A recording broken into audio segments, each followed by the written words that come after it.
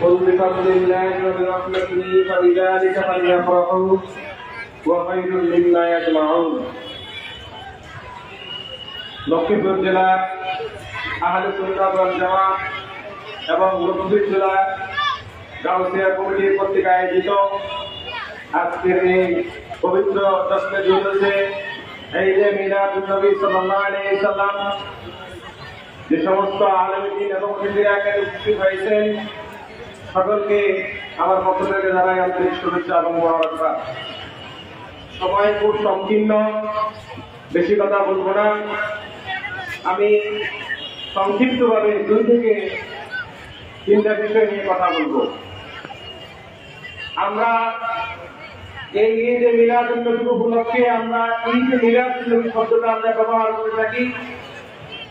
এই শব্দটা নিয়ে অনেকে আমাদেরকে বিভিন্নভাবে কথা বলে যে ঈদে মিলাদুন নবী বলে, কোন ঈদে মিলাদুন নবী নেই।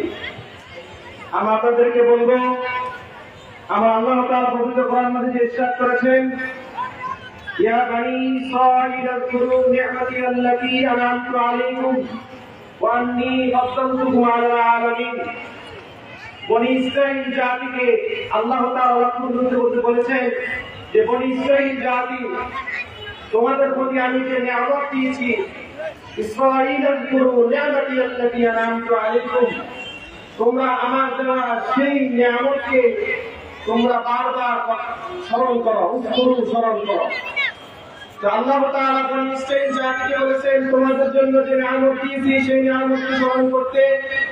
তা আমরা বলবো, যেহেতু বনি ইসরাঈল জাতিকে বলেছেন, আমাদের কথা কি বেশি বলেন না কোরআনে?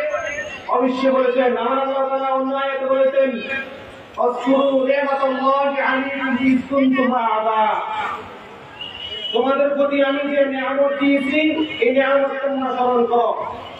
আর আমার নবী হলেন নিয়ামতের উজমা, সবচেয়ে বড় নিয়ামত। তো বনি ইসরাঈল জাতি যদি তাদের নিয়ামতকে অনুসরণ করে স্মরণ করতে পারে, আর যে নবীকে আল্লাহ তাআলা দুনিয়াতে পাঠিয়েছেন, যার উসিলায় সবকিছু, সেই নবীর এই যে মিলাদুন নবী উপলক্ষ থেকে আমরা স্মরণ করতে পারবো না? যেখানে আল্লাহ নিজে করে বলে দিয়েছেন, উযকুরু নি'মাতাল্লাহি আলাইকুম ইয কুনতুম আ'দা। আর আমাদের নিয়ামত যে নবীকে আল্লাহ তাআলা নিয়ামত দিয়েছেন, এই নিয়ামতটা হলো সবচেয়ে বড় নিয়ামত। এবার আসেন আমরা যে ঈদ শব্দটা বলে থাকি, আমি সংক্ষিপ্তভাবে বলে দিচ্ছি। আল্লাহ তাআলা কোরআন মাজিদে ইরশাদ করেছেন, ঈসা আলাইহিস সালাম জাতির উপর বলেছেন যে ইয়া বানি ইয ক্বালা ঈসা ইবনে মারইয়াম ইয়া বানি ইসরাঈল আযকুরু নি'মাতি আল্লাতী আন'আমতু আলাইকুম। আল্লাহ তাআলা নবীকে ঈসা আলাইহিস সালামকে উদ্দেশ্য করে বলেছেন যে ক্বালা ঈসা ইবনে মারইয়াম আল্লাহুম্মা রাব্বানা আনজিল আলাইনা মাইদাতাম মিনাস সামাই তাকুনু লানা ঈদা। ঈসা আলাইহিস সালামের কওমের প্রতি আল্লাহ তাআলা আসমান থেকে খাদ্য নাযিল করেছেন। এই খাদ্যকে নাযিল করাকে উদ্দেশ্য করে ঈসা আলাইহিস সালাম বলেছেন যে আমার এই খাদ্য নাযিল কুশিলা করে আমরা সেদিন ঈদের দিন হিসেবে আমরা উদযাপন করব। ঈসা আলাইহিস সালামের জাতিরা যদি তাদের উপরে খাদ্য নাযিল হওয়ার দিনকে ঈদের দিন হিসেবে উদযাপন করতে পারে, ঈদ হিসেবে উদযাপন করতে পারে, তো যেই নবী আমাদের কাছে দুনিয়াতে এসেছেন ওই দিনকে উসিলা করে কি আমরা ঈদ হিসেবে উদযাপন করতে পারবো না? আমরা সকলে জানি আশুরার দিনকে ইহুদিরা অতি সুন্দর সাথে উদযাপন করতো, যেটা আমরা সাওমে আশুরা বলে থাকি। মুসলিম শরীফের 1131 নম্বর হাদিস এবং 1132 নম্বর হাদিসে বলা হয়েছে যে আশুরার দিনকে ইহুদিরা ঈদের হিসেবে উদযাপন করতো। তো আশুরার দিন যদি ঈদের ঈদের হিসেবে উদযাপন করতে পারে, তাহলে আমাদের নবীদের আগমনকে আমরা ঈদের হিসেবে উদযাপন করতে পারি না? অবশ্যই আমরা পারি। কথা বুঝছেন?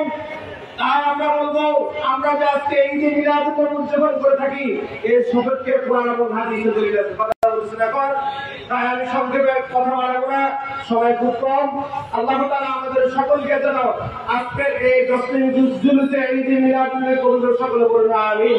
ওয়া আখির দাওয়ানা আলহামদুলিল্লাহি রাব্বিল আলামিন। আসসালামু আলাইকুম ওয়া রাহমাতুল্লাহি ওয়া বারাকাতুহু।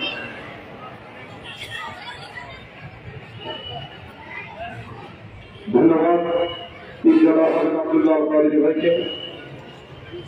সম্মানিত উপস্থিতি,